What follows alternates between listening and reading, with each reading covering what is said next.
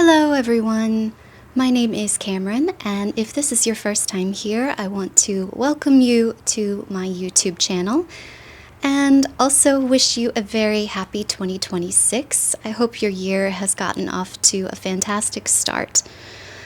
And on that note, I want to start this video by saying that I realize it's a little bit late to be introducing this idea, but I only had the idea a couple of days ago, so we are now a couple of weeks into January, and ideally I would have shared this video in late December of 2025, but I just didn't have the idea for it then.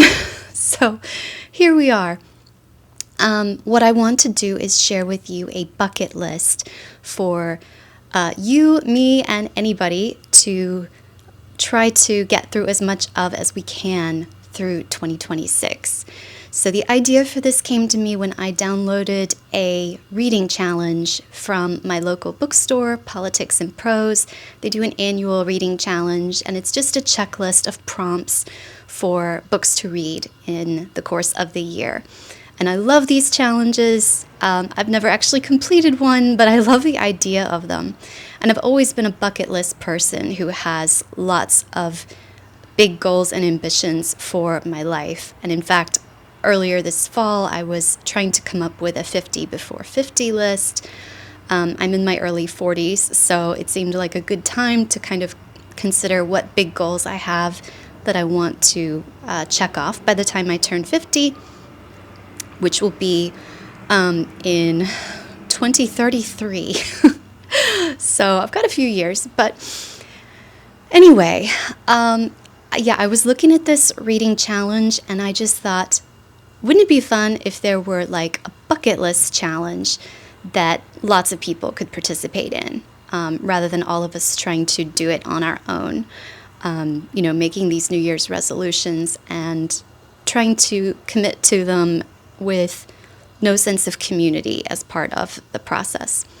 And I don't know, perhaps there are kind of public bucket list challenges, but I'm not aware of any, so I decided to start one for myself. So I'm just going to share the list with you and talk through it.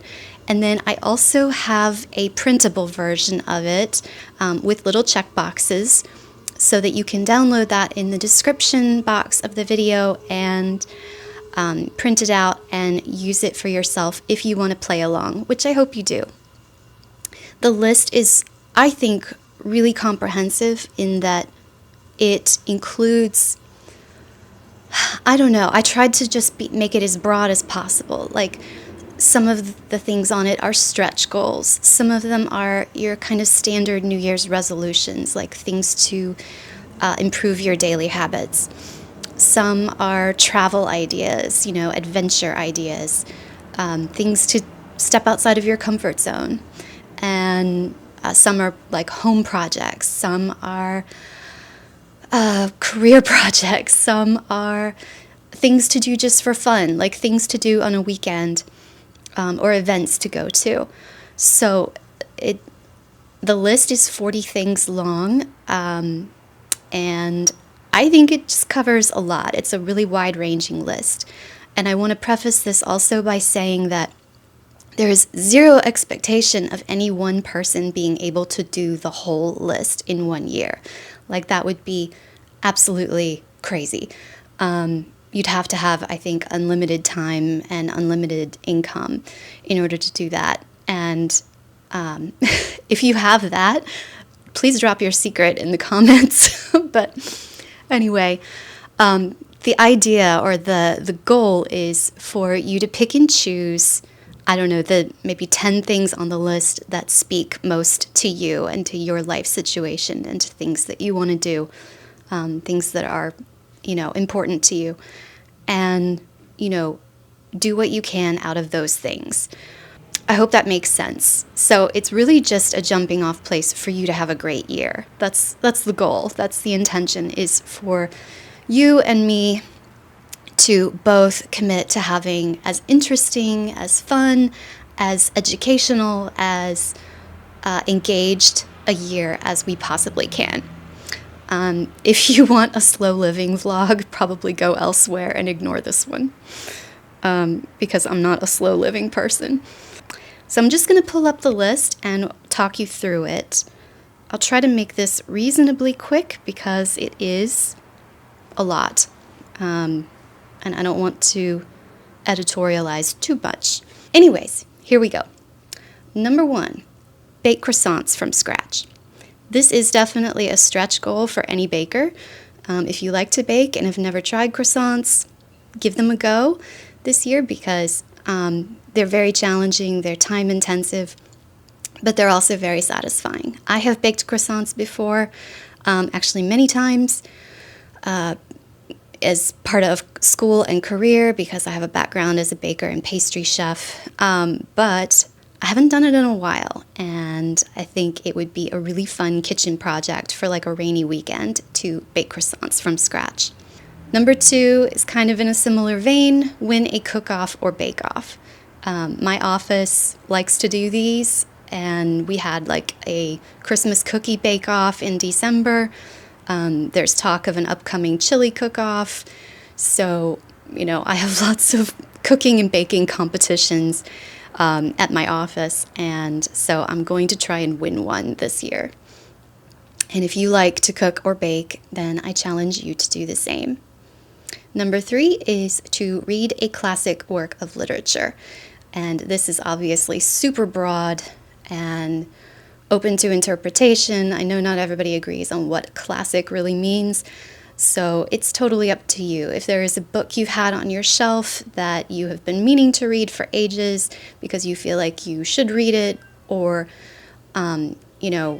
something that you just think everybody should read at least once in their lifetime, there are lots of those lists out there of books everyone should read in their lifetime. Just pick something from that list and read it this year.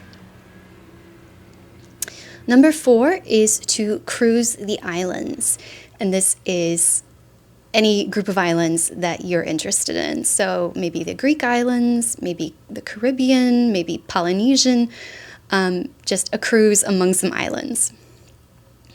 I've never done anything like that. I've never gone on any cruises, and I've never even been to the Caribbean or any like archipelago of islands. So that's definitely something I would like to do. Number 5, explore a tropical rainforest or jungle. Same thing, I've never been to the tropics and I need to go, so that's why it's on the list for me. Number 6, this one might be a little easier for most folks. This is like one of those weekend activities, and that is to go ice skating or roller skating. I went ice skating last winter and I loved it, so I'd kind of like to go again. Number 7, and I have to say, here in the US, we have Martin Luther King Jr. Day coming up next week, and so this would be the perfect time for this, but donate money and or time to a school, library, or park. Any school, library, or park in your neighborhood, find a way to contribute to it or support it with your time or money. Number 8, I think this is a common New Year's resolution, declutter your closet. Number 9 is also a home project, and that is to redo your kitchen. If you own your own home, which I do not, so I will not be doing this one, but if you own your own home and you feel like your kitchen needs some work or some updates, this might be the year to do it. Number 10, this one is both for fun and also to kind of step outside of your comfort zone. This is to try something aerial. So you could try aerial yoga or aerial dance. I'm really excited about this one because I have signed up already this year for 3 classes in flying trapeze. I live in Washington, D.C., and we actually have a School of Circus Arts here, and they offer flying trapeze classes, so I am going to, I'm gonna try the flying trapeze, and I'm both terrified and also excited about it. So that's something that you could do if you're so inclined. Number 11, another hobby idea is to try doing calligraphy. Number 12 is to tour a famous historic home. Number 13, explore a lakes region, by which I mean some ideas are the Great Lakes, the Finger Lakes, the Lake District in England, or I have to put in a particular plug for the lakes of northern Italy, which I have been to, Lake Como, Lake Maggiore, Lake Garda. They're absolutely stunning, so if you have the chance, go check them out, but that's a travel suggestion, is to explore a lakes region. Number 14 is an extremely standard New Year's resolution, but it is to make one healthy, sustainable change to your diet and actually stick with it for the whole year. So that could be, eating less salt, eating less sugar, eating more fiber, whatever the case may be, kind of your top priority thing that you want to clean up about your diet. This is the year to do it. Number 15 is to reread a series that you loved as a kid. So I feel like Harry Potter is probably at the top of a lot of people's lists. Harry Potter wasn't around when I was little, so I don't know, the Chronicles of Narnia maybe. Yeah, there's so many great series that you could reread, whatever you loved best as a kid. Number 16 is to travel first class. I don't think I've ever done this, but I would kind of love to. Number 17 is to host an outdoor party. I don't have a backyard or a front yard for that matter. I live in an urban apartment, so this could be kind of tricky, but there's, I have Rock Creek Park here where I could host a party. But this could be anything. It could be a fancy garden party, or it could be a cookout, or, a tailgate party. Any kind of outdoor party. Number 18. All right, this is a stretch goal. I definitely won't be able to do the first option, but because this is such a stretch goal, I basically created two options, but I wanted to have some kind of global event in the list. So we've got two. So number 18 is to either attend the 2026 Olympics in Milan and Cortina, or view the eclipse in August.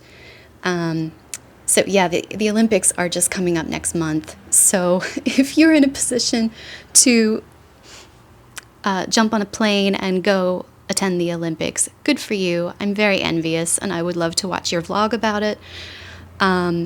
If not, another option would be to arrange to be in one of the countries that it's going to be able to view the eclipse that is going to happen this year in August.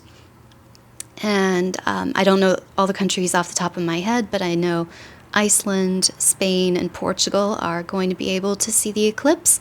So consider maybe booking a trip to one of those places in August if you're interested. So that's kind of the global event item on the list. Number 19 should be hopefully pretty approachable. This is to visit a museum that is new to you. Number 20 is to drive or ride in a vintage or classic car.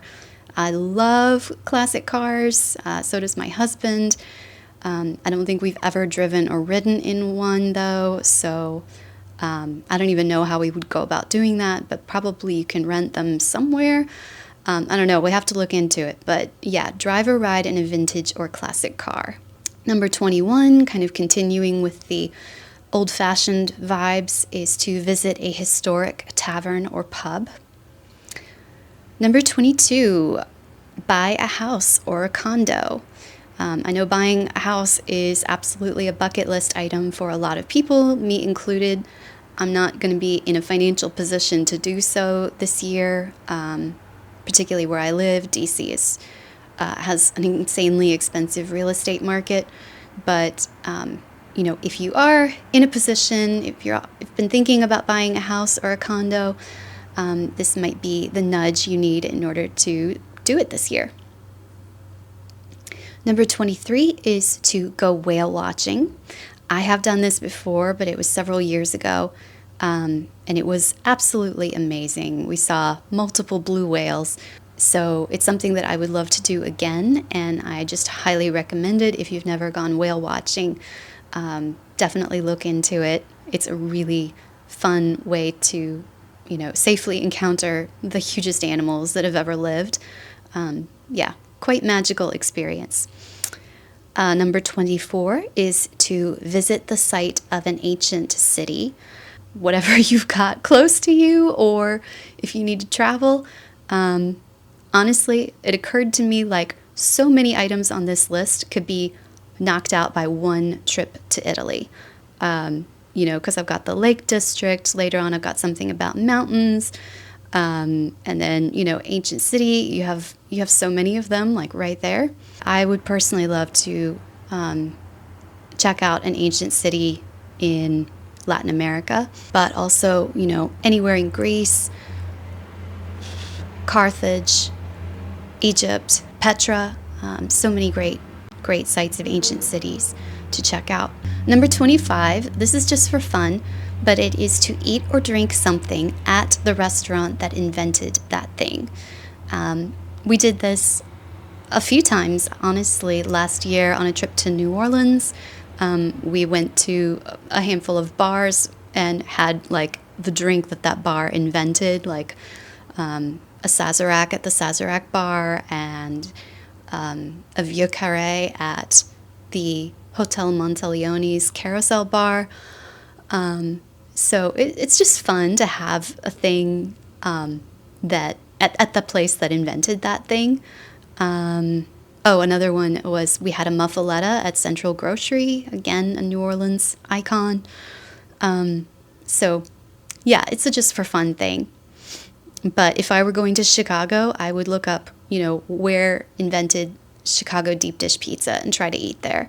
If I were going to Philadelphia, I would try to eat at the place that invented the Philly cheesesteak. So those are just some examples. Number 26 is another traditional New Year's resolution type of thing. It is to learn one new technical skill to add to your resume.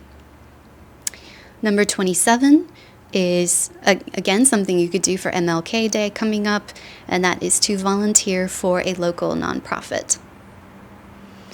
Number 28 is to attend a fair or festival. Number 29 is to read a political biography. This can be of a current political figure or a historical political figure. I put this on here because I've never read any of these. I'm not typically drawn to biography as a genre, and I think it would be good for me to at least read one.